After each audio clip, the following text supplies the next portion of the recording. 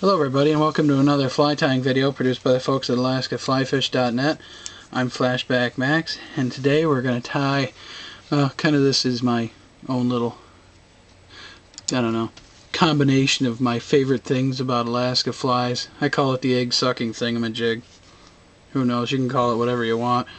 But I try to incorporate all my favorite parts of an Alaska fly, colors, materials and stuff. I mean, first of all, the main body is back under this stuff, and it's like a fuchsia rabbit strip, and of course you have to have flash, and whatever to make them see it.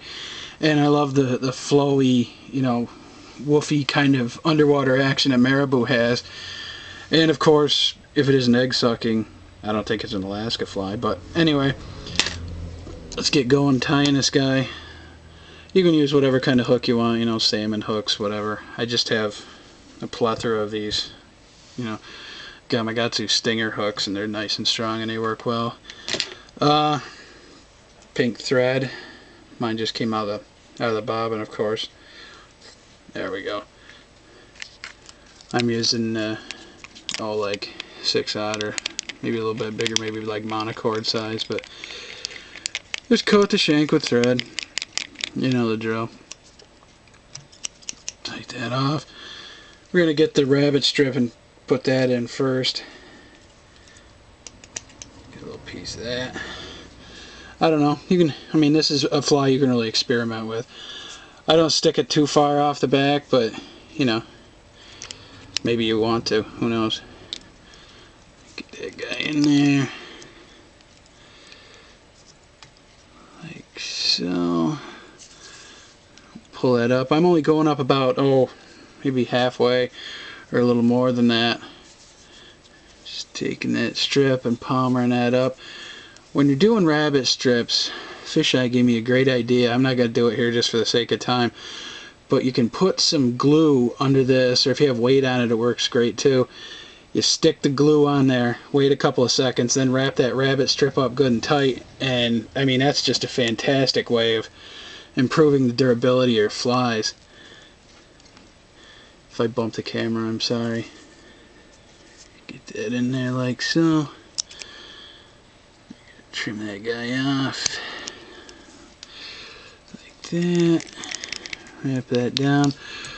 Alright, I'm going to take some of this flash. This is like micro flash, sort of, almost like angel hair type stuff. It's kind of like a purpley pearl sort of thing.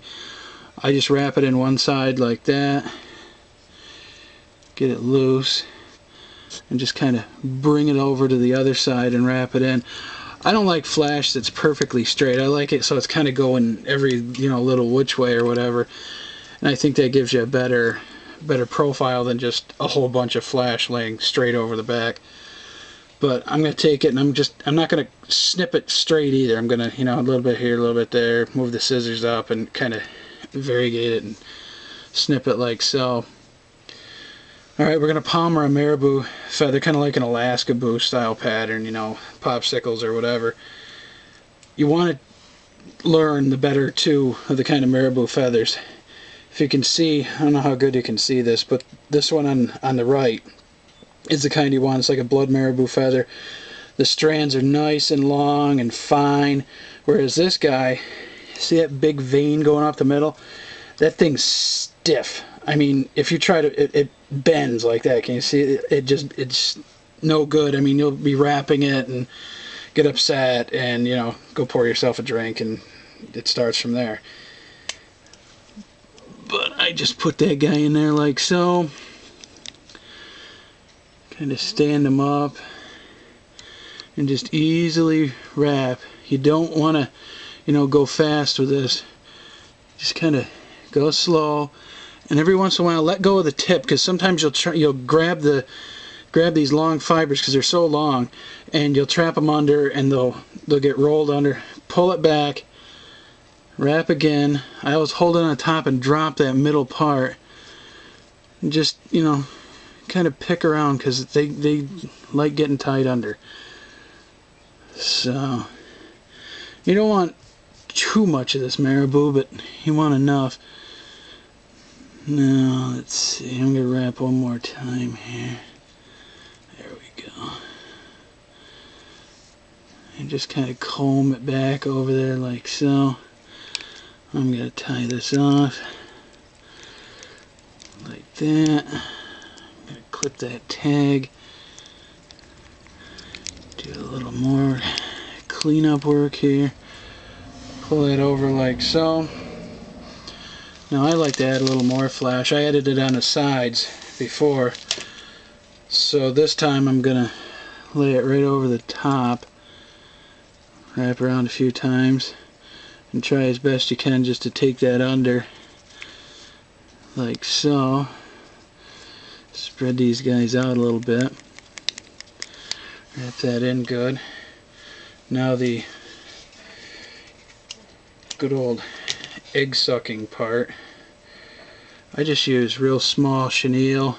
You can use, you know, cactus chenille or whatever if you're into those, you know, new high-tech, you know, hip looking kind of things, but I just take it, and for eggs I kind of, I don't know, sort of lay a base, I guess, first like so. I got a piece of flash of that that's annoying me. Hold on, there we go.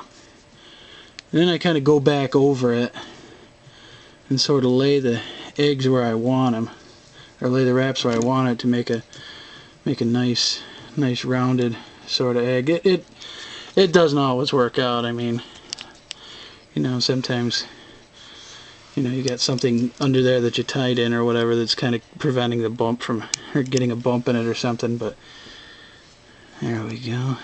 Wrap that up a few times. Get the whip finish out.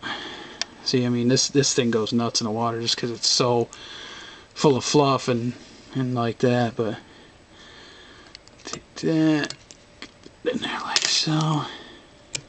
Take that, and what I do is I take a toothbrush, you know, one I used this morning, and pull that back and kind of comb all those fibers and stuff together like so. There you go. I mean, this thing pulses and breathes in the water, has real nice action to it, and I don't know why, but the marabou doesn't like to lay down on top of the rabbit sometimes. I don't know if it's, I don't know what it is, but you get a real nice pulse with the marabou, and that rabbit tail's just back there wiggling too. So, well, I hope you have fun with this. You can tie it in all different color patterns, you know, maybe just, you know, try something different other than this. But if you guys have anything you'd like to see, let Jason or I know and we'll get it out for you.